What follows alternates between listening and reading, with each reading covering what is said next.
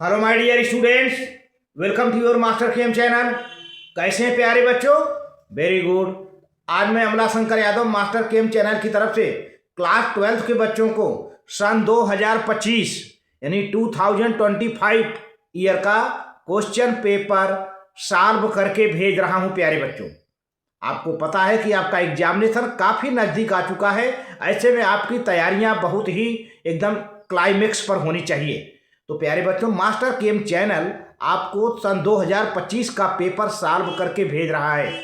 यहाँ पे प्यारे बच्चों क्वेश्चन पेपर में ABCDE सेक्शन है। क्योंकि वीडियो लंबा हो जाने की वजह से तो हम इस वीडियो को दो पार्ट में बांट दे रहे हैं। अभी मैं आज के वीडियो में section A objective question carrying 1 marks each और section B short answer type question carrying 2 marks each, इसका सलूशन आज इस वीडियो में रहेगा। अगले वीडियो में सेक्शन C, D और हो सकेगा तो E भी करेंगे, नहीं तो अलग करना पड़ेगा। लेकिन अभी जो मैं भेज रहा हूं इस वीडियो में प्यारे बच्चों, तो सेक्शन A और B रहेगा और बहुत ही इंपॉर्टेंट क्वेश्चन है आपके लिए। आप इसको छोड़े ना, सॉल्व करें। और इसमें से काफी क्वेश्चन आने की उम्मीदें हैं। सन 2025 का क्वेश्चन पेपर आपके सामने है। चलते हैं। हाँ तो प्यारे बच्चों, ये क्वेश्चन पेपर है, ये क्वेश्चन पेपर है सन 2025 का क्वेश्चन पेपर है। ये बोर्ड का सेट 2 है। यहाँ पे क्वेश्चन पेपर सेट 2 है प्यारे बच्चों, सेट 2 है। अब इसमें देखिए थोड़ा सा एसर्शन रीजन के बारे में है प्यारे बच्चों। एसर्शन और रीजन के बारे में क्वेश्चन है। इसको आप स्क्रीनशॉट ले सकते हैं। इसमें खास बात यह है प्यारे बच्चों कि जैसे देखिए यहाँ पे ये है, ये एसर्शन रीजन है। अब इसमें देखिए एसर्शन और रीजन है।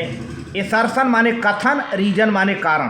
अब इसमें मान लीजिए कि अगर ए सही है, आपको ABCD ऑप्शन दिया जाएगा। अगर मान लीजिए कि both assertion A reason R true, तो reason R is correct explanation of assertion A, तब आप ए पर टिक लगाइएगा। अगर मान लीजिए both assertion A and reason R true, लेकिन reason R is not the correct explanation of assertion A, तब आप बी लगाइएगा। लेकिन मान लो प्यारे बच्चों, अगर एसर्शन ए सही है लेकिन उसका रीजन गलत है, तब आंसर सी टिक लगाइएगा। और अगर एसर्शन ए गलत है लेकिन रीजन सही है, तब डी लगाइएगा। तो ये आपको तरीका, मतलब रूल बताया जा रहा है। ये हमने आंसर शीट में एक्सप्लेन नहीं किया है, हमने सीधा आंसर लिखा है। तो आप इसको ABCD आप इसको फिर से स्क्रीनशॉट ले लें। अगर दोनों एसर्शन और रीजन सही है, रीजन ए का सही एक्सप्लेनेशन करता है, तब तक ए टिक लगाइएगा। अगर दोनों सही है लेकिन रीजन ए का रीजन जो है आर एसर्शन ए का एक्सप्लेन नहीं कर रहा है, एक्सप्लेनेशन नहीं दे रहा है, तब आप बी लगाइएगा। लेकिन अगर एसर्शन ए सही है, रीजन गलत है प्यारे बच्चों, तब सी लगाइएगा। एसर्शन ए गलत है, रीजन आर सही है, तब डी लगाइएगा। तो इस तरह से प्यारे बच्चों ये क्वेश्चन है। और अभी आपका 4 क्वेश्चन है एसर्शन रीजन से रिलेटेड। 1 2 3 4 क्वेश्चन है प्यारे बच्चों। तो इसको हम आपके सामने सॉल्व कराने जा रहे हैं। पहले आपको पेपर मैंने कहा कि दिखा दें। ये सेक्शन ए है, सेक्शन ए का ऑब्जेक्टिव क्वेश्चन जा रहा है। तो देखिए आपके सामने ऑब्जेक्टिव क्वेश्चन यहाँ पर है प्यारे बच्चों। ये है सेक्शन ए और उसी का सलूशन है। हम अपनी पेपर हटा लिया हूँ, अब उसी का से देखें। अब देखिए सर ये क्या है, 1 से लेकर 16 तक ऑब्जेक्टिव क्वेश्चन है। ऑब्जेक्टिव क्वेश्चन 1 से 16 है। एसर्शन रीजन 1 से 4 तक है। तो प्यारे बच्चों, assertion A, vitamin D can not be stored in our body. Assertion में कहा जा रहा है कि विटामिन डी हमारे बॉडी में स्टोर नहीं की जा सकती। रीजन है vitamin D is fat soluble vitamin and is not excreted from the body in the urine. Vitamin D fat soluble vitamin है और यह यूरिन के साथ बॉडी से बाहर नहीं निकल सकता, एक्सक्रीशन नहीं किया जा सकता। तो प्यारे बच्चों, आपका जो आंसर है, आपका जो आंसर डी है। मैंने बताया ना डी में मैंने अभी बताया था रूल कि अगर एसर्शन ए फॉल्स हो और रीजन आर सही है तो आप डी लगाइएगा। तो आपका जो है ए जो है ये फॉल्स है। रीजन सही है कि यह फैट सालबुल है और यह यूरिन के साथ इसका एक्सक्रीशन नहीं होता है। तो आपका आंसर प्यारे बच्चों डी सही है। डी सही है आपका आंसर। अब फिर से क्वेश्चन समझ लिए। Vitamin D can not be stored in our body, ऐसे लिखा है। फिर vitamin D is fat soluble vitamin and is not excreted from the body in the urine. तो आपका आर सही है और ए गलत है। तो आप ऐसे में डी ऑप्शन लगाएंगे। डी मैंने अभी बताया पेपर दिखा करके डी, तो ये आपके पेपर में लिखा रहेगा, आपको कैसे डिसाइड करना है आंसर का। तो आपका एसर्शन ए फॉल्स है लेकिन रीजन आर सही है। अगला क्वेश्चन प्यारे बच्चों, एसर्शन ए है aromatic primary amines can not be prepared by Gabriel phthalimide synthesis. Gabriel phthalimide synthesis प्यारे बच्चों अमीनो कंपाउंड में है। आपका जो चैप्टर है नाइट्रोजन कंटेनिंग कंपाउंड अमीनो में, आप उसको देख लीजिएगा, आप उसको खोल के अच्छे से देख लीजिएगा, उसी से क्वेश्चन उठ रहा है। Aromatic primary amine can not be prepared by Gabriel phthalimide synthesis. अब उसका रीजन दिया जा रहा है aryl halide do not undergo nucleophilic substitution reaction with the anion formed by phthalimide. तो प्यारे बच्चों यहाँ पर आपका दोनों सही है। यहाँ पर आपका ए भी सही है, आर भी सही है, क्योंकि गैब्रियल सिंथेसिस से प्राइमरी अमाइन नहीं बनाया जा सकता, अरोमेटिक प्राइमरी अमाइन। ध्यान दीजिए, अलिफैटिक तो बन जाता है, अरोमेटिक प्राइमरी अमाइन नहीं बनता है गैब्रियल थाइलिमाइड सिंथेसिस से। और आर जो इसका रीजन दिया कि aryl halide do not undergo nucleophilic substitution reaction with anion formed by phthalimide. तो एराइल हैलाइड न्यूक्लियोफिलिक सब्स्टिट्यूशन नहीं देते हैं, जो कि थाइलिमाइड सिंथेसिस में एनायन बनता है। तो ए भी सही है और आर भी सही है। तो आप, मैंने बताया था पहला ऑप्शन ए, जब दोनों सही हो और दोनों का सही रीजन आर हो, मतलब इस ए का सही एक्सप्लेनेशन आर है, तो आपका ए सही है। बोथ एसर्शन ए, आपका आंसर यहाँ लिखा है assertion A and reason R true and reason R is the correct explanation of assertion A. तो आपका आंसर प्यारे बच्चों ए सही है, जो कि ऑब्जेक्टिव में भी पेपर में दिखा जाऊँ। ए में क्या होता है जब दोनों राइट रहते हैं। अच्छा, अब तीसरा क्वेश्चन है प्यारे बच्चों, तीसरा ऑब्जेक्टिव एसर्शन है copper Cu copper can not liberate H2 यानी hydrogen gas on reaction with dilute mineral acid. Copper can not liberate hydrogen gas H2 on reaction with dilute mineral acid. अब reason क्या दिया है, copper has positive electrode potential, copper has positive electrode potential. तो प्यारे बच्चों यहाँ भी दोनों सही है, दोनों सही है। एज एसर्शन सही है कि कापर तो प्यारे बच्चों इलेक्ट्रोकेमिकल सीरीज में नीचे होता है हाइड्रोजन के, तो हाइड्रोजन को कैसे भला निकालेगा मिनरल एसिड से, हाइड्रोजन नहीं निकल पाएगा। तो ये बात तो सही है, कैन नॉट लिबरेट, ये भी सही है। अब आर क्या है कि इसका पॉजिटिव इलेक्ट्रोड पोटेंशियल होता है।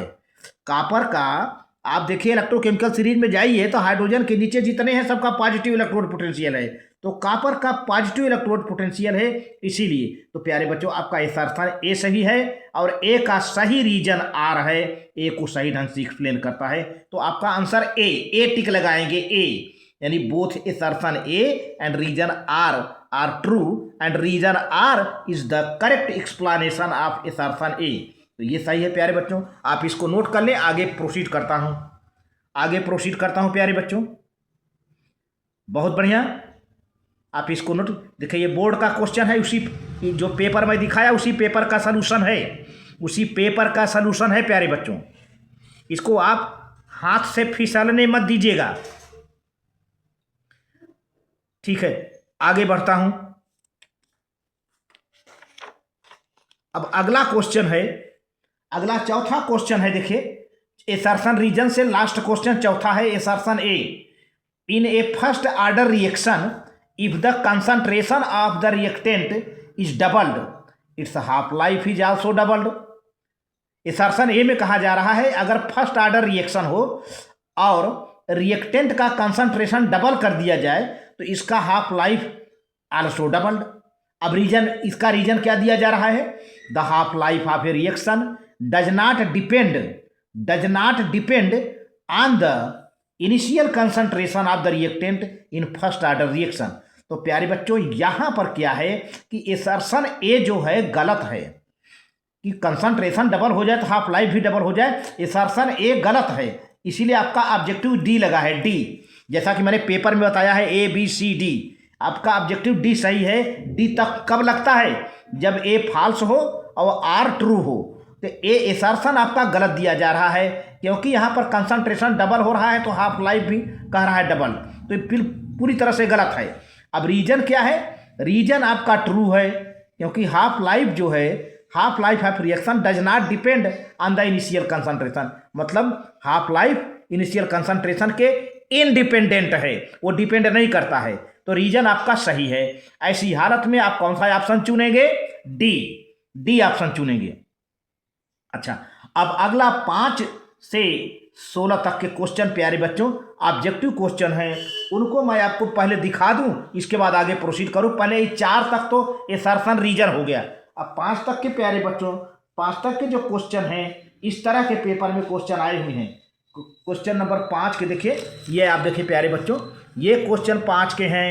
5 है, 6 है, 7 है, 8 है, 9 है, 10 है, 10 और इसके बाद प्यारे बच्चों यहाँ पर जो है 11 है, 12 है, 13 है, 14 है, 15 है, 16 है, जिनका हम अभी आपको सॉल्व करते हैं, अभी तुरंत आपको मिल जाता है तत्काल ये सभी ऑब्जेक्टिव क्वेश्चन का। तो पहले चलते हैं, अब क्वेश्चन नंबर 5 से चलता है, आप देखिए इसे।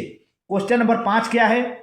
Scurvy is caused due to deficiency of vitamin B A. देखिए एक क्वेश्चन नंबर 5वां है, यहाँ से scurvy is caused due to deficiency of A है विटामिन B1, बी है विटामिन B2, सी है एस्कॉर्बिक एसिड, डी है glutamic acid, GLUTAMIC glutamic acid, GLUTAMIC glutamic acid. तो प्यारे बच्चों आपका आंसर सी सही जाता है, एस्कॉर्बिक एसिड।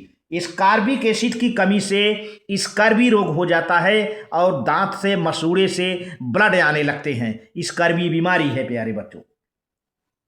अच्छा, अगला क्वेश्चन यहाँ पर जो पेपर में लिखा हुआ है, मैं क्वेश्चन भी लिख दिया हूँ, पेपर में जो क्वेश्चन लिखा हुआ है वही पेपर में यहाँ भी क्वेश्चन में लिख दिया हूँ ताकि बच्चों को प्रॉब्लम न पड़े। तो अगला क्वेश्चन 6 नंबर है, nucleotides are joined together by. Nucleotide एक दूसरे से जुड़े होते हैं। ए ग्लाइकोसिडिक लिंकेज, पहला आंसर है A glycosidic linkage, B peptide linkage, C hydrogen bonding, D phosphodiester linkage, phosphodiester linkage. तो प्यारे बच्चों आपका आंसर है डी सही है, phosphodiester linkage. Nucleotides are joined together by phosphodiester linkage. Nucleotide में यानी डीएनए में कौन सा बांड होता है, उसका बांड का नाम क्या है? Phosphodiester linkage. तो nucleotides are joined together by phosphodiester linkage. आपका आंसर डी सही है, तो ये आंसर है डी, फास्फोडाइएस्टर लिंकेज। अब क्वेश्चन नंबर 7वां है प्यारे बच्चों, क्वेश्चन नंबर 7 क्या है? Which of following is are example of denaturation of protein. अब ए है, ऑप्शन है A coagulation of egg white, B है कर्डलिंग ऑफ मिल्क, सी है क्लॉटिंग ऑफ ब्लड, डी है बोथ ए एंड बी। तो प्यारे बच्चों आपका डी आंसर सही है, ए और बी दोनों हैं, यानी कागुलेशन ऑफ एग व्हाइट भी है, कार्डलिंग ऑफ मिल्क है, इन दोनों में प्रोटीन डीनेचर्ड हो जाता है, डीनेचुरेशन ऑफ प्रोटीन होता है। तो आपका आंसर डी सही रहेगा। देखिए आंसर भी लिखा हुआ है यहाँ पर D, both A and B. तो आप इसको नोट कर लें प्यारे बच्चों, आगे प्रोसीड करता हूँ, आप इसको नोट करते चलें। बहुत बढ़िया, आप इसको नोट करते चलें प्यारे बच्चों, नोट कर लें। ठीक है, वेरी गुड। चलिए आगे बढ़ता हूं, आप वीडियो को पॉज करके नोट कर सकते हैं। आगे बढ़ता हूं,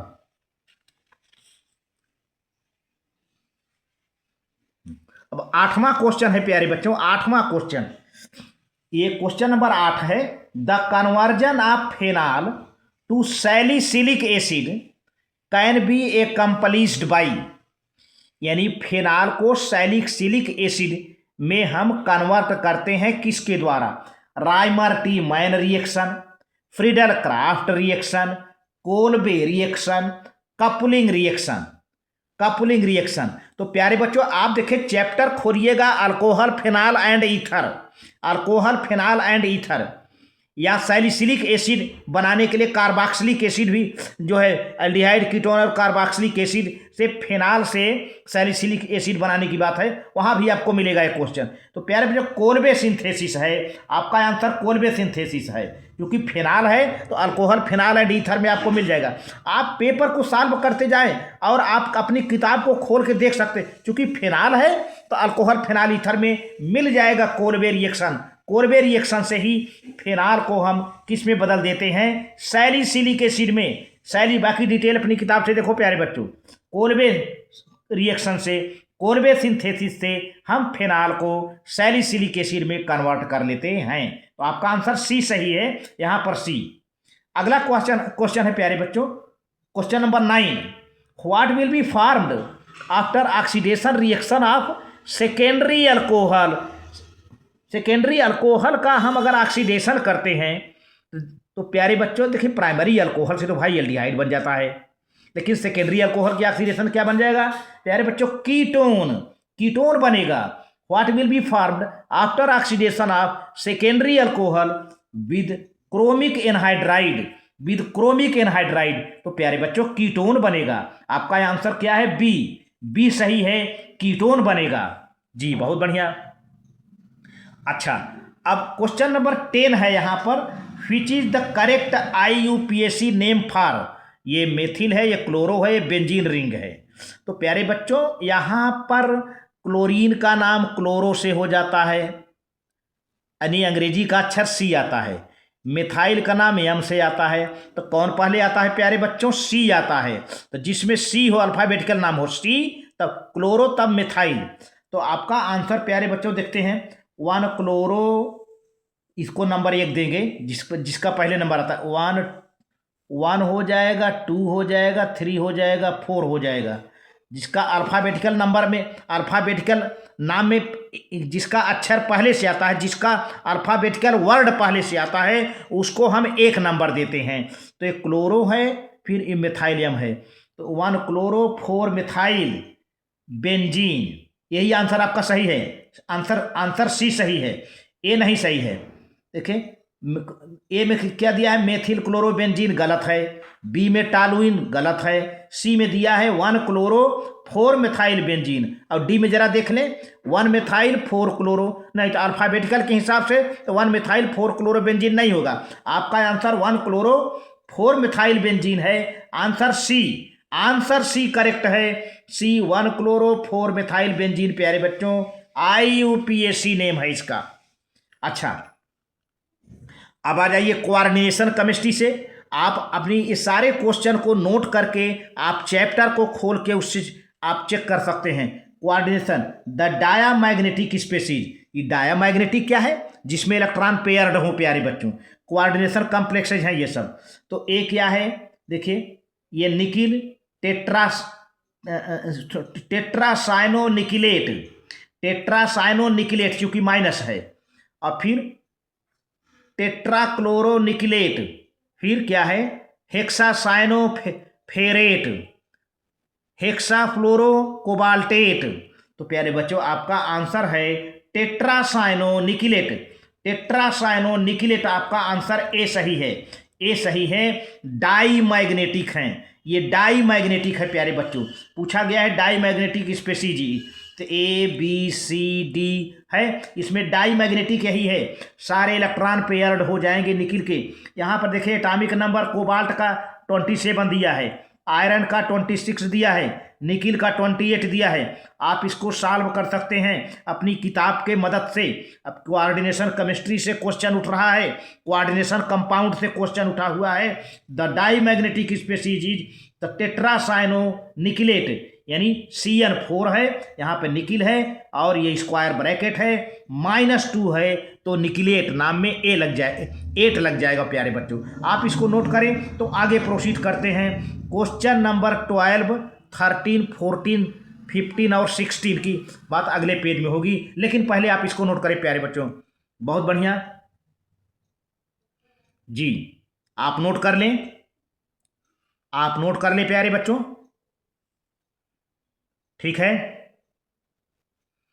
आप नोट कर लिए, ठीक। अब देखिए अगला क्वेश्चन 12, क्वेश्चन नंबर 12 है ये। 12 में क्या पूछा जा रहा है?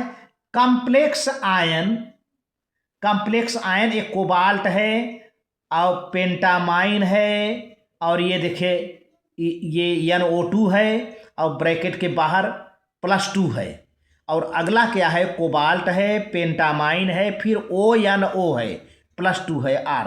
अब इसमें क्या है? Called ionisation isomer, B linkage isomer, C coordinate isomer, D geometrical isomer.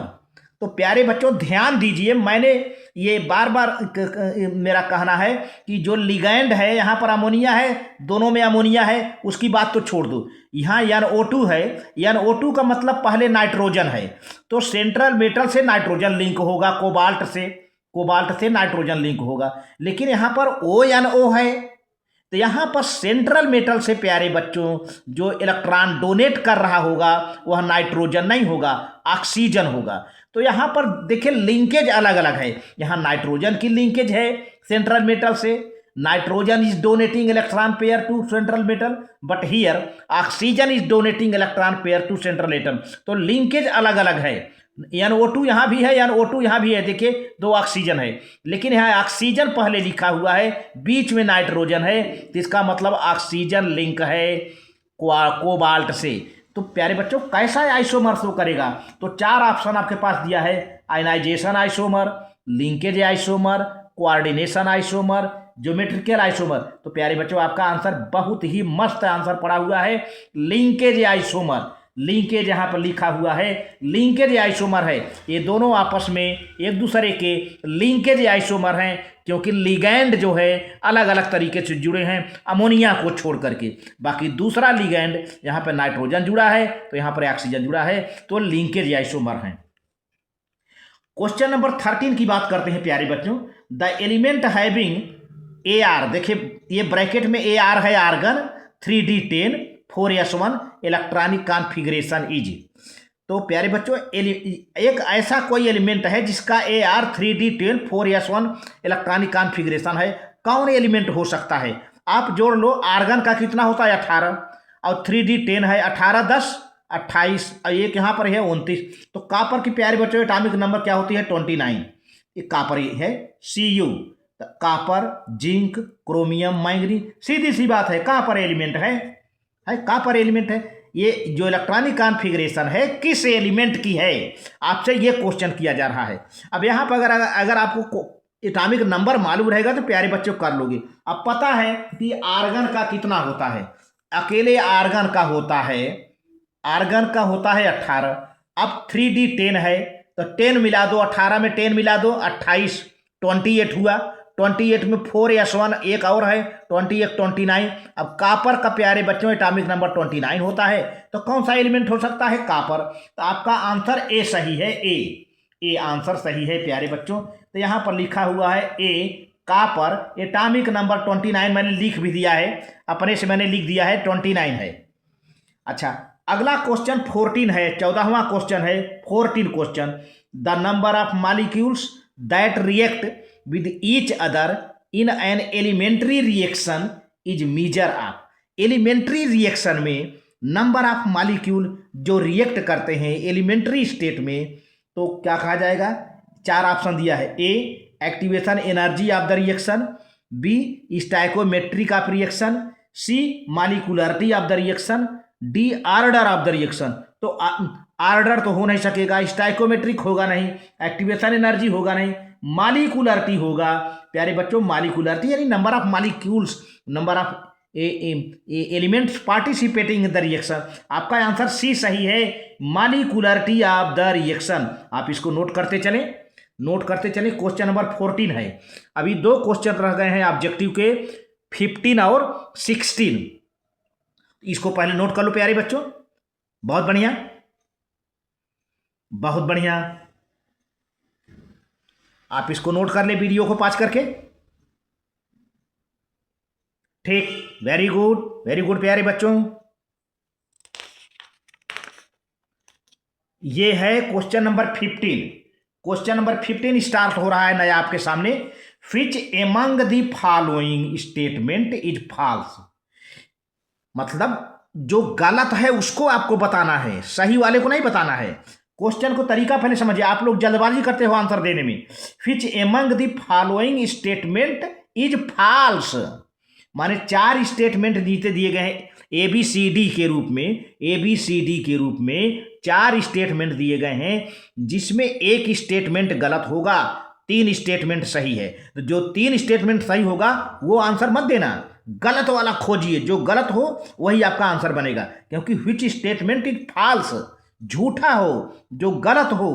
तो देखिए पहले है प्यारे बच्चों यहां पर, rate of zero order reaction is independent of initial concentration of reactant. ये तो सही है प्यारे बच्चों।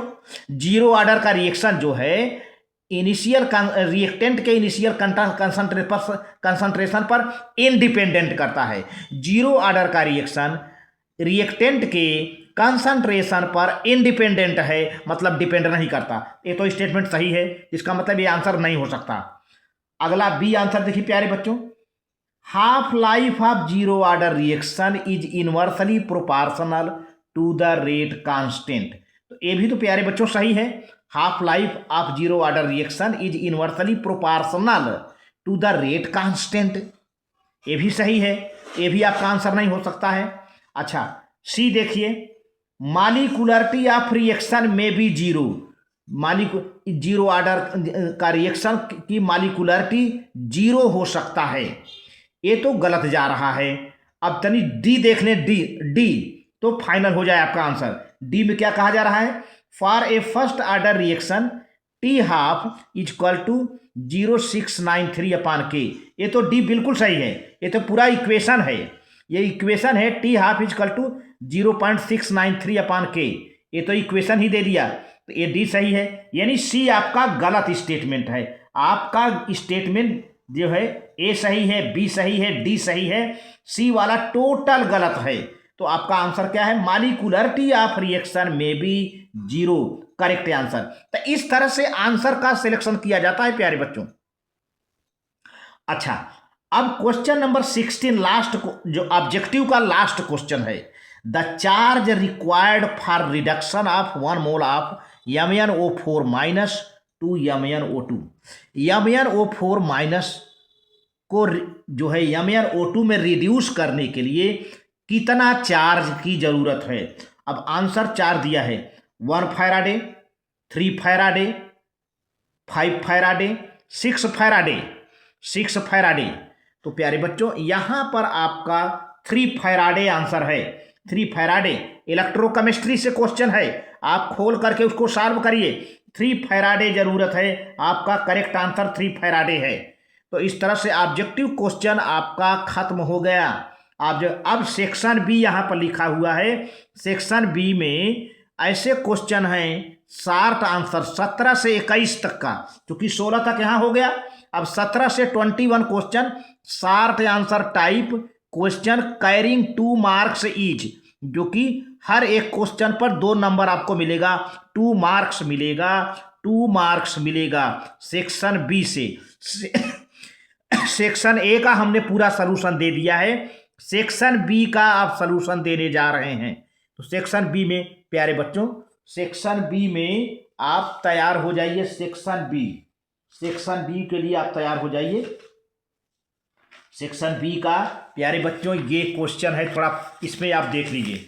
सेक्शन बी यहाँ देख रहे हैं ना, ये सेक्शन बी का क्वेश्चन है, यही सवाल है। In the following pair of the hydrogen compound which compound undergo SN1 reaction faster and why. 17 का ए है। 17 का B, arrange the following compound in increasing order of their reactivity towards SN2 displacement, 2 bromo 2 methyl butane, 1 bromo pentane, 2 bromo pentane.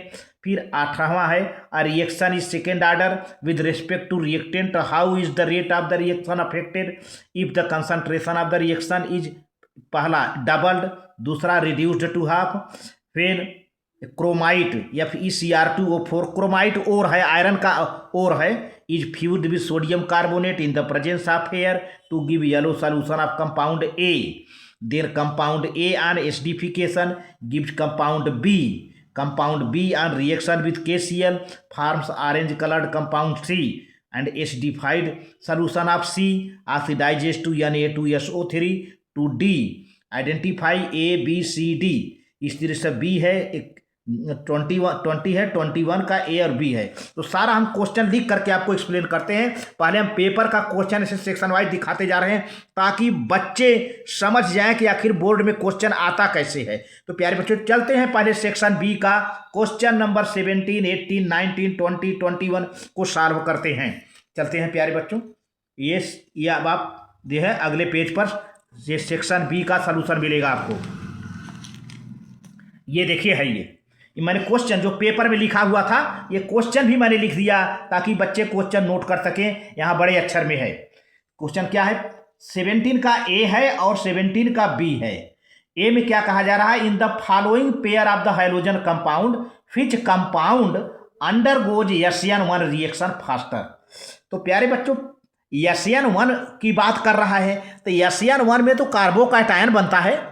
अच्छा, अब carbocation 3 degree carbocation ज़्यादा stable होता है। तो प्यारे बच्चों यहाँ पर 3 डिग्री बनेगा नहीं, तो ये वाला जो नहीं है, ये वाला, अब इसका सही स्ट्रक्चर आपका आंसर ये है। देखें तो यहाँ पर है 2 मेथिल 2 क्लोरोप्रोपेन, इसका नाम है 2 मेथिल 2 क्लोरोप्रोपेन। मैं 2 मेथिल मैं नाम लिख दे रहा हूँ, 2 मेथिल ये सॉरी 2 मेथिल प्रोपेन है। ये जो लिखा हुआ है पेपर में छपा हुआ है ये वाला, इसका नाम है 2 मेथिल प्रोपेन है। ये मैं यहाँ पर इसको इस तरह से एक बॉन्ड लाइन के रूप में लिखा है, मैंने इसको ऐसे कन्वर्ट कर लिया। देखिए यहाँ पर CH3 है, यहाँ पर C है, यहाँ पे CH3 है और ये वाला CH3 है और ये क्लोरीन है, ठीक है ना। तो अब ये अगर SN1 रिएक्शन में पहले कार्बोकैटायन बनता है, तो कार्बोकैटायन ये कार्बन कैसा है, 3 डिग्री का है। तो प्यारे बच्चों ये वाला आंसर आपका सही है, ये वाला गलत है। तो ये SN1 रिएक्शन फास्टर देगा, पहला वाला SN1 रिएक्शन फास्टर देगा। तो आपका आंसर क्या है, ये वाला, ठीक है। Due to formation of more stable tertiary carbocation this will give SN1 reaction faster. अब इसी का बी है, क्वेश्चन नंबर 17 का B part. Arrange the following compounds in increasing order of their reactivity towards SN2 displacement. प्यारे बच्चों SN2 reaction वहाँ होगा जहाँ स्टेरिक हिंड्रेंस कम हो। तो देखिए यहाँ पर प्यारे बच्चों इंक्रीजिंग ऑर्डर में हमको देना है, तो 2 ब्रोमो 2 मिथाइल ब्यूटेन, फिर 1 ब्रोमो पेंटेन, फिर 2 ब्रोमो पेंटेन। तो प्यारे बच्चों यहाँ पर जो है आपका जो है 2 ब्रोमो 2 मिथाइल ब्यूटेन है। 2 ब्रोमो 2 मिथाइल ब्यूटेन में स्टेरिक हिंड्रेंस ज़्यादा होगा और फिर 2 ब्रोमो पेंटेन में कम होगा और 1 ब्रोमो पेंटेन में सबसे कम होगा, यानी सबसे तेज SN2 रिएक्शन इसमें होगा 1 ब्रोमो पेंटेन में, और सबसे कम इसमें होगा, है ना। तो इंक्रीजिंग ऑर्डर में है ये, increasing order of SN2 reactivity. तो 2 ब्रोमो 2 मिथाइल ब्यूटेन पहले ये रहेगा, इसके बाद यहाँ 1 ब्रोमो है, 1 ब्रोमो नहीं 2 ब्रोमो लिखेंगे, 2 ब्रोमो पेंटेन, तब लास्ट में 1 ब्रोमो पेंटेन, 1 यही 1 है 1 ब्रोमो पेंटेन। तो 17B का ये आंसर है। इसको जो लिखा गया है क्वेश्चन में यहाँ पर, इसको आपको इंक्रीजिंग ऑर्डर में अरेंज किया है। ये तो क्वेश्चन पेपर में लिखा है, इसको आपको इंक्रीजिंग ऑर्डर में अरेंज करना है। 2 ब्रोमो 2 मेथिल ब्यूटेन कामा 1 ब्रोमो पेंटेन कामा 2 ब्रोमो पेंटेन। तो मैंने 2 ब्रोमो 2 मेथिल ब्यूटेन पहले किया, फिर 2 ब्रोमो पेंटेन ये वाला किया, फिर 1 ब्रोमो पेंटेन वो लास्ट वाला किया। Increasing order of SN2 reaction, SN2 reaction सबसे ज़्यादा 1 ब्रोमोपेंटेन में होगा, सबसे कम 2 ब्रोमो 2 मिथाइल ब्यूटेन में, क्योंकि स्टेरिक हिंड्रेंस यहाँ ज़्यादा होगा, यहाँ कुछ कम हुआ, यहाँ सबसे कम है। तो प्यारे बच्चों इसको नोट करें, आगे प्रोसीड करूं। बहुत बढ़िया, इसको नोट करें प्यारे बच्चों, बहुत बढ़िया, बहुत बड़ा ऐसे ही क्वेश्चन मिलेगा आपको। ठीक है, आगे प्रोसीड करते हैं। अब देखिए प्यारे बच्चों, यहाँ पर रिएक्शन है, यहाँ पे आपको समझने की बात है। अब आपको लगेगा कोई न्यूमेरिकल प्रॉब्लम है, कोई नंबर तो दिया नहीं है, कुछ केमिकल काइनेटिक्स से है। देखिए क्वेश्चन ये रिएक्शन ऑफ सेकेंड ऑर्डर। अब आप सेकेंड ऑर्डर समझ लिया ना, तो आप पावर क्या लगाओगे, 2। जब आपको बता दिया गया सेकेंड ऑर्डर, तो आप फार्मूला में क्या पावर लगाओगे, 2। Reaction of second order with respect to a reactant, how is the rate of reaction affected if the concentration of reactant, पहला कंडीशन दिया है डबल्ड और दूसरा कंडीशन दिया है रिड्यूस्ड टू हाफ। तो प्यारे बच्चों हम एक रिएक्टेंट आर अपने से मान लेते हैं, आपको कुछ दिया तो है नहीं, तो let the reactant is R is converting into product. तो चलो भाई अब ऐसा करते हैं, मेकिंग, पहले रिएक्शन लिख लेते हैं, मेकिंग कंसंट्रेशन डबल, तो रेट क्या होगा, रेट इज इक्वल टू के इंटू कंसंट्रेशन ऑफ 2R। अब R को हमने 2R क्यों कर दिया, क्योंकि डबल कर दिया। अब यहाँ पर 2 पावर क्यों है, क्योंकि कह दिया है सेकेंड ऑर्डर ना, सेकेंड ऑर्डर कहा है तो 2 पावर तो लगाने पड़ेगा आपको। और आपने 2R क्यों लिख दिया, 2R इसलिए लिखिया कि पहले कंडीशन में डबल करना है। तो प्यारे बच्चों इसको खोल दो, तो 2 2 जा 4 के इंटू 4R स्क्वायर, यानी रेट कितना टाइम हो गया, 4 टाइम हो गया, 4 गुना हो गया। चलिए अब दूसरा कंडीशन क्या है, रिड्यूस्ड टू हाफ, यानी कंसंट्रेशन अब पहले से हाफ हो जाएगा। चलो भाई पहले रेट लिख, RATE रेट के R/2 लिख दिया। अब इसी R को हमने 2 कर दिया, R/2 हाफ कर दिया, और स्क्वायर यहाँ पर ये पावर 2 लगा है, क्यों, क्योंकि क्वेश्चन में दे रखा है सेकेंड ऑर्डर, 2 लगाना पड़ेगा। तो रेट इज इक्वल टू के, अब इसको R स्क्वायर हो जाएगा अपान 2 2 जा 4 हो जाएगा, तो के R स्क्वायर अपान 4, यानी 1/4 टाइम्स, तब रेट क्या हो जाएगा, 1/4 टाइम हो जाएगा। ये रहा है आंसर आपका, ये रहा आंसर प्यारे बच्चों, आप इसको नोट कर लें, आप इसको नोट कर लें। मतलब इस तरह से डबल हो जाए, हाफ हो जाए तो कैसा होगा, तो आपको उसी तरह से करना होगा। सेकेंड ऑर्डर दिया है तो आपको लगता होगा 2 कहाँ से आया, अरे भाई सेकेंड ऑर्डर का मतलब 2 पावर हो जाएगा। ठीक है प्यारे बच्चों, नोट कर लीजिए, आगे प्रोसीड करूं, आगे प्रोसीड करूं। वेरी गुड, आप नोट करते चलें।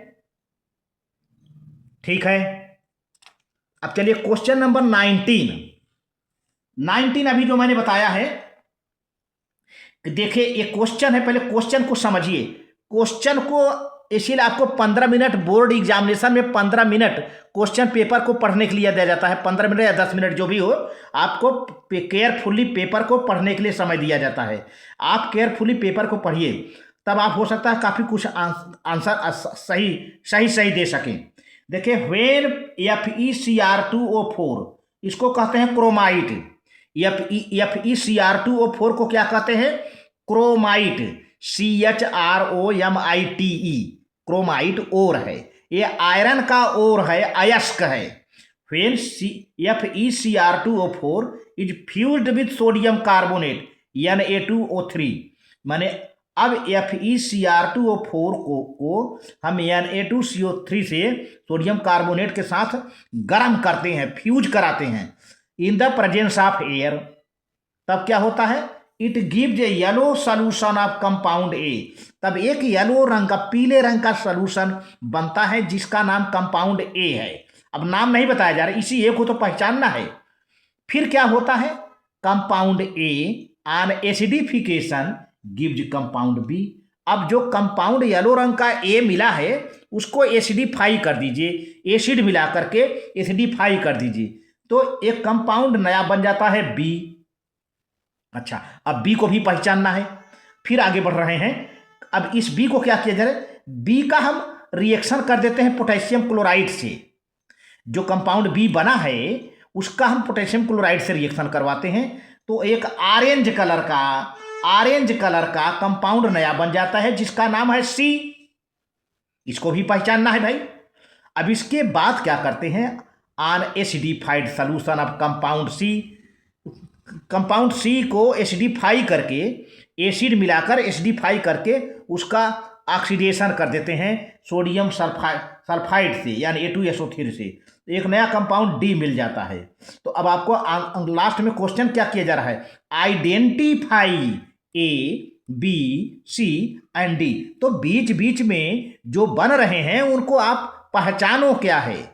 आपको शुरू का दिया है क्रोमाइड दिया है, सोडियम कार्बोनेट दिया है, बाकी जो है येलो कंपाउंड मिला, एसिडिफिकेशन किया, बी मिला, बी का रिएक्शन KCl से करा दिया, पोटेशियम क्लोराइड से गिरा दिया, तो ऑरेंज कलर का सी मिला, सी का जो है ऑक्सीडेशन करवा दिया तो डी मिला। तो आखिर क्या है ये। तो प्यारे बच्चों चलते हैं सॉल्यूशन। ये तो क्वेश्चन आपका है जो कि बोर्ड पेपर में ही छपा था, उसको मैंने भी यहाँ पर लिख दिया है क्वेश्चन को, ये क्वेश्चन है। अब यहाँ से आंसर आपका शुरू हो जाता है। तो अब देखिए रिएक्शन आप लिख लिए, रिएक्शन को बैलेंस करना है।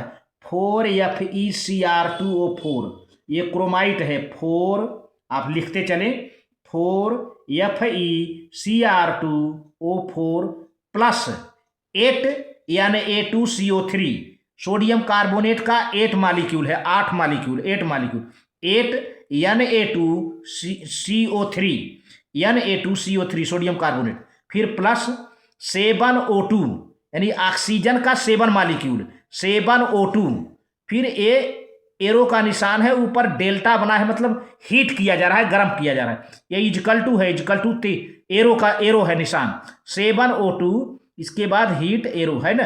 अब क्या बन रहा है, सोडियम क्रोमेट 8 यानी A2CrO4, 8 यानी A2CrO4, फिर 2Fe2O3, लास्ट में 8CO2। पूरा इक्वेशन आप नोट कर लीजिए, 4FeCr2O4 प्लस 8 यानी A2CO3 plus 7O2 equal to heat किया, गर्म किया जा रहा है, 8 यानी A2CrO4 plus 2Fe2O3 plus 8CO2। अब आपका यही कंपाउंड ए बना है, यही ए बन गया है, देख रहे हैं ना, ये कंपाउंड ए बना है। एक की तो पहचान हो गई, ए क्या है, यानी A2CrO4 यानी सोडियम क्रोमेट, यानी A2 सोडियम क्रोमेट, जिसका रंग येलो रंग का है, जिसका रंग क्वेश्चन में कहा है ना येलो रंग का है, ए बन गया। याद है, ये इक्वेशन आप लिखना न भूलिए, इक्वेशन पूरा लिख लीजिए। तो ये बना गया है ए वाला, बाकी ये जो कुछ निकल गया छोड़िए। अब इसी ए को लेकर चलना है। इसका क्या किया जा रहा है, एसिडिफिकेशन किया जा रहा है। आगे आपको इक्वेशन नहीं मिलेगा, इसी में एसिड मिला दिया जा रहा है।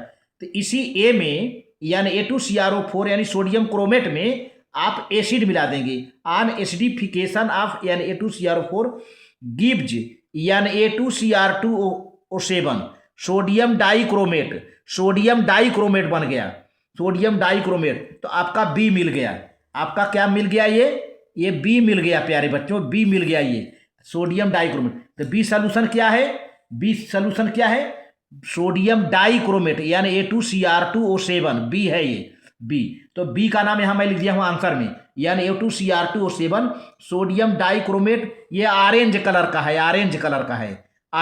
है। चलिए अब बी का क्या किया गया है, B compound on reaction with KCl। अब इसका KCl से रिएक्शन कराया जाएगा तो यानी A2 हट जाएगा, K2 हो जाएगा।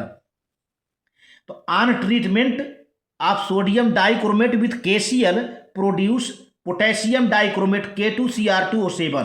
तो ये सी हो जाएगा प्यारे बच्चों, K2Cr2O7 सी हो जाएगा, सी। तो सी को पहचान कर लिया आपने, सी का आइडेंटिफाई कर लिया कि जब ये से बस यही जब KCl से रिएक्शन करा देंगे तो K सोडियम को हटा देगा, K2 हो जाएगा यहाँ पर, बस बाकी सारी चीज़ वही रहेगी, यानी A2 की जगह पर K2 हो जाएगा। K2Cr2O7 क्रिस्टल है, ऑरेंज कलर का हो जाएगा, ऑरेंज कलर का यहाँ पर सी कंपाउंड है, इसका नाम सी दिया गया है क्वेश्चन में। K2Cr2O7 क्रिस्टल है, ऑरेंज कलर का बन जाएगा प्यारे बच्चों। अब सी का क्या किया जा रहा है, acidified solution of compound C oxidize with sodium यानी A2 sodium sulphide to give D. तो चलिए भाई, अब इसी का acidified solution of K2Cr2O7 oxidizes to यानी A2 oxidises Na2SO3 to Na2SO4, इसको जो है इसके साथ रिएक्शन कराया जाता है, ये ऑक्सीडाइज कर देता है। यानी K2Cr2O7 Na2SO3 को ऑक्सीडाइज करता है किसमें, Na2SO4 में।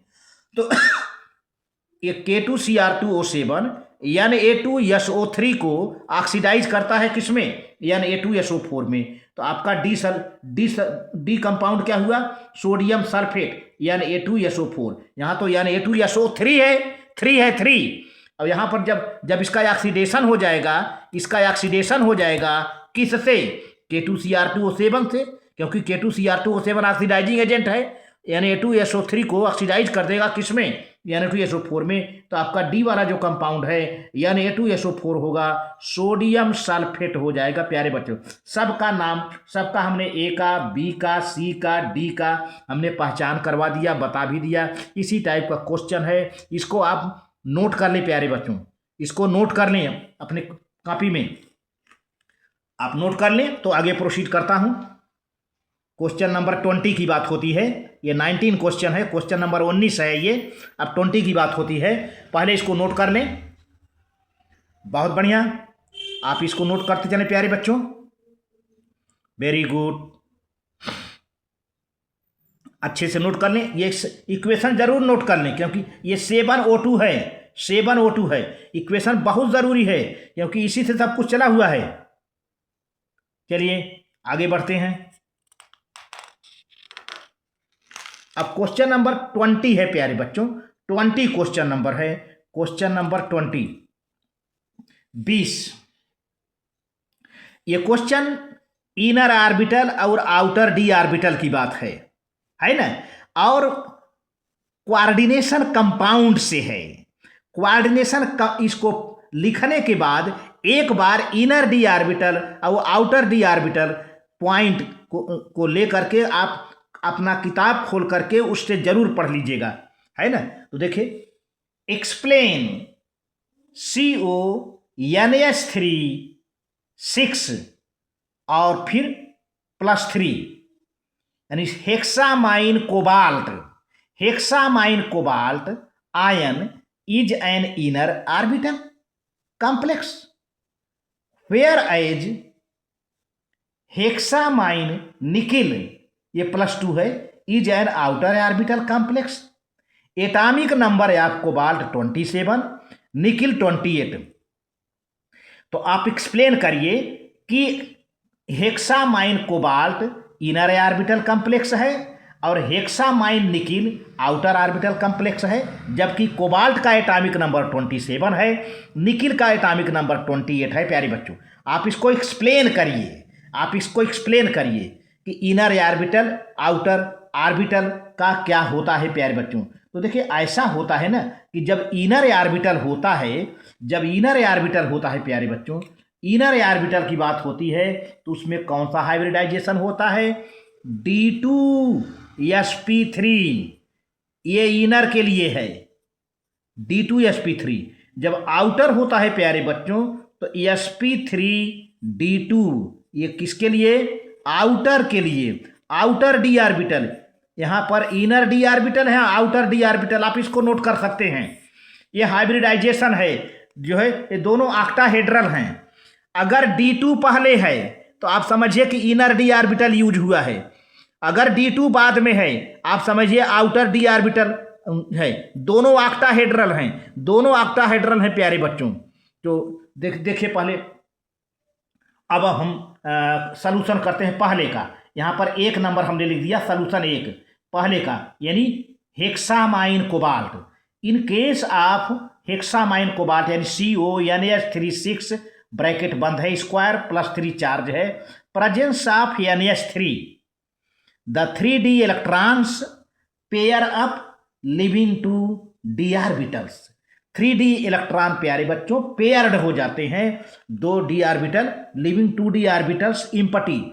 डी ऑर्बिटल के डी के 2 ऑर्बिटल खाली रहते हैं, to be involved in D2sp3, जो है अमोनिया पूरा अपना इलेक्ट्रॉन कोबाल्ट को दे देता है, और डी ऑर्बिटल का, डी का 2 ऑर्बिटल इम्पटी रहता है, जो कि 2 ऑर्बिटल D2 sp3 हाइब्रिडाइजेशन में इन्वॉल्व होता है। जो दो ठे इम्पटी है D2 sp3 हाइब्रिडाइजेशन देता है। कैसा हाइब्रिडाइजेशन देता है?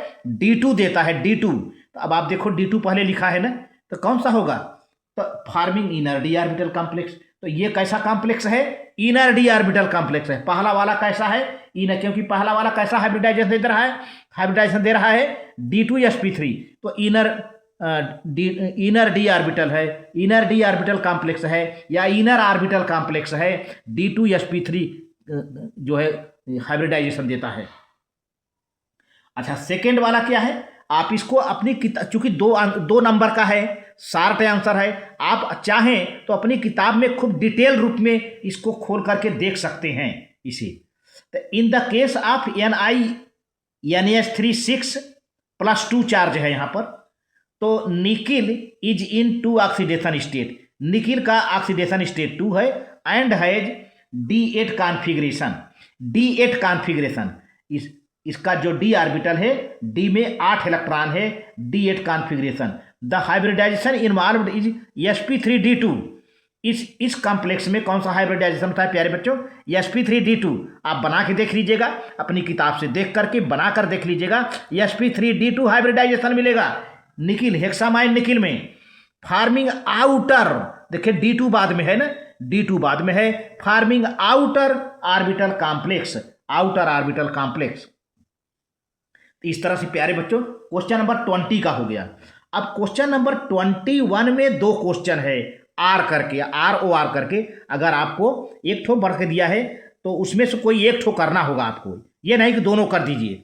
अगर दोनों कर देंगे तो आपको एक ही पर मार्क मिलेगा। क्वेश्चन नंबर 21 ए का है, the rate constant for zero order reaction A2P। ध्यान दीजिए, आप ध्यान दीजिए, जीरो ऑर्डर रिएक्शन है, पहला तो वर्ड ये पकड़िए। क्वेश्चन में क्या दे रहा है? Zero order reaction, rate constant A reactant है, P प्रोडक्ट है, इज 0.0030, यानी रेट कांस्टेंट की वैल्यू दिया है, K की वैल्यू दिया है, मोल पर लीटर पर second. How long will it take, माने टाइम पूछा जा रहा है आपसे। क्या पूछा जा रहा है? Time. How long will it take for the initial concentration of A to fall from 0.10 m to 0.075 m। कितना टाइम लगेगा कि 0.01 से ये घट करके 0.075 m हो जाए? तो प्यारे बच्चों ये जीरो, देखिए जीरो ऑर्डर का reaction K equal to R concentration of R0 minus concentration of R। ये इनिशियल है और ये फाइनल है। तो पहला कंसंट्रेशन, ये फार्मूला है। अब अपान टी है, तो T इक्वल टू क्या कर लेते हैं? K कर लेते हैं। अगर T यहाँ रखेंगे तो यहाँ K हो जाएगा। देखिए ये तो K है, एक जो है रेट कांस्टेंट K है, K equal to this upon T है ना, और T equal to this upon K हो जाएगा। तो ये तो फार्मूला जीरो ऑर्डर का है, पहले आप लिख लीजिए। ये concentration of R0 minus concentration of R, ये इनिशियल कंसंट्रेशन है, फाइनल कंसंट्रेशन है। तो T इक्वल टू क्या हो जाएगा? इसकी जो है क्या कहाँ दिया है? 0.10 लिख दिया, फिर माइनस किया, माइनस लिखा, फिर फाइनल क्या है? 0.075 लिख दिया। और यहाँ पर K की वैल्यू दिया है प्यारे बच्चों, ये दिया है constant, the rate constant for zero order, ये दिया है। तो हमने लिख दिया K की वैल्यू 0.0030। अब इसको इसमें से माइनस करिए तो आपको क्या बचेगा? 0.025, और ये रहेगा। अब इसको आप सिंप्लीफाई कर देंगे तो क्या हो जाएगा? T की वैल्यू आ जाएगी 8.33 सेकेंड आ जाएगा। सेकेंड आंसर आ गया 8.33 सेकेंड प्यारे बच्चों, अप्रॉक्सीमेट। तो आप इसको नोट कर ले पहले, तो आगे प्रोसीड करता हूं। आप इसको नोट कर लो प्यारे बच्चों, बहुत बढ़िया, बहुत बढ़िया, आप इसको नोट कर लें। ठीक है, आप इसको नोट कर लें प्यारे बच्चों। ठीक है, अब 21 का R है, R। अगर आपने 21 का A कर लिया तो R नहीं करेंगे। अगर A आपको नहीं समझ में आ रहा है तो R वाला आप कर सकते हैं। तो दोनों में से कोई एक करना है, कहने का मतलब ये है। अगर दोनों कर देंगे तो एक कोई दिक्कत नहीं है, एक ही पर नंबर मिलेगा आपको। देखिए ये 21 ए भी है। Arc the decomposition of ammonia on platinum surface is zero order reaction. पहले तो क्या कह दिया है, जीरो ऑर्डर रिएक्शन है। What are the rates of production of N2H2 if K is equal to, यानी जीरो ऑर्डर का रिएक्शन रेट कांस्टेंट दे दिया है 2.5 इंटू 10⁻⁴ मोल पर लीटर पर सेकेंड दे दिया है, कोई दिक्कत नहीं है। तो आप पहले रिएक्शन लिख लो प्यारे बच्चों। ये बैलेंस इक्वेशन अमोनिया है और इसको हीट कर देना डिकम्पोजिशन N2 3H2 हो गया। तो अब इसका रेट ऑफ रिएक्शन बना लो प्यारे बच्चों। आपको ये रेट ऑफ रिएक्शन क्या होगा, माइनस, चूंकि अमोनिया है रिएक्टेंट, इधर क्या है प्रोडक्ट, ये प्रोडक्ट है और ये रिएक्टेंट है। तो रिएक्टेंट का यहाँ पर माइनस लिखेंगे, प्रोडक्ट का प्लस लिखेंगे, क्योंकि रिएक्टेंट का कंसंट्रेशन घटता है और प्रोडक्ट का कंसंट्रेशन बढ़ता है, तो इसलिए प्रोडक्ट का प्लस में है, लेकिन रिएक्टेंट का यहाँ पर माइनस लगा के, ये 2 है ना, तो रेट का फार्मूला पहले जाइए, -1/2 delta concentration of NH3 upon delta T is equal to, अब यहाँ पर कुछ नहीं है तो delta concentration of N2 upon delta T is equal to plus, ये 3 है ना तो 1/3, ये प्लस 1/3 प्लस करके एक स्टाइकोमेट्रिक 3 है, तो यहाँ पर जो कोफिशिएंट 3 है तो 1/3 हो जाएगा। Delta concentration of H2 upon delta T is equal to K। अब आप समझो, आपको फार्मेशन प्रोडक्शन ऑफ N2 पूछा जा रहा है, H2 माने ये और ये पूछा जा रहा है, K की वैल्यू दिया है यहाँ पर, बस क्या करना है, कुछ है नहीं। अब आप देखिए तो आप क्या कर दें, पहले इसको लिख लें, प्रोडक्शन ऑफ N2, पहले केस में क्वेश्चन है delta concentration of N2 upon delta T is equal to K की वैल्यू यहाँ दे दिया। एक तो आंसर आपका यही हो गया, यही हो गया, यानी प्रोडक्शन ऑफ N2 क्या हो गया, यही है, जो रेट कांस्टेंट है यही है 2.5 इंटू 10⁻⁴ मोल पर लीटर पर सेकेंड, एक आंसर ये हो गया। लेकिन यहाँ पर 3 है प्यारे बच्चों, तो प्रोडक्शन में ये लिखा नहीं जाता, ये क्रॉस मल्टीप्लाई कर दिया जाता है। देखिए अब पहले इसका रेट लिख लीजिए, क्योंकि ये भी तो इसी के बराबर है भाई, 1/3, ये सब एक बराबर हो गया है, तो 1/3 delta concentration of H2 upon delta T formation of H2 हो जाए, तो ये भी तो यही K के बराबर हो जाएगा, बराबर K। बस आप इसको हटाना है तो रेट ऑफ फॉर्मेशन निकल आएगा, ये 3 है ना, तो इसको हटा देना है, तो क्रॉस मल्टीप्लाई कर दो, ले जाके 3 यहाँ कर दिया, देखिए इसको यहाँ कर दिया 3, तो क्या बचा, यही अपना delta concentration of H2 upon delta T हो गया ये, और ये 3 यहाँ हो गया, तब क्या हो गया 25×3 = 75, डेसिमल है 7.5 इंटू 10⁻⁴ मोल पर लीटर पर सेकेंड। इतना ही काम करना था प्यारे बच्चों, तो 2 नंबर आपको मिल जाता। इस तरह से आप तैयार कर लें प्यारे बच्चों। यहीं पर वीडियो एंड करता हूं। अब सेक्शन C, D और कोशिश करके ई भी एडजस्ट करेंगे, अगर वीडियो बड़ा होगा तो ई को हम अगले तीसरे वीडियो में ले जाएंगे। तो अभी इस वीडियो में सेक्शन A का ऑब्जेक्टिव कैरिंग 1 मार्क्स ईच और B का very short answer type carrying 2 marks each हमने एक्सप्लेनेशन किया है। इस 2025 का पेपर का सलूशन प्यारे बच्चों, आपका एग्जामिनेशन नज़दीक है, मास्टर किम चैनल आपके साथ खड़ा हुआ है। बेस्ट ऑफ लक, आप नोट कर लें, इसे नोट कर लें प्यारे बच्चों, इसको नोट कर लें।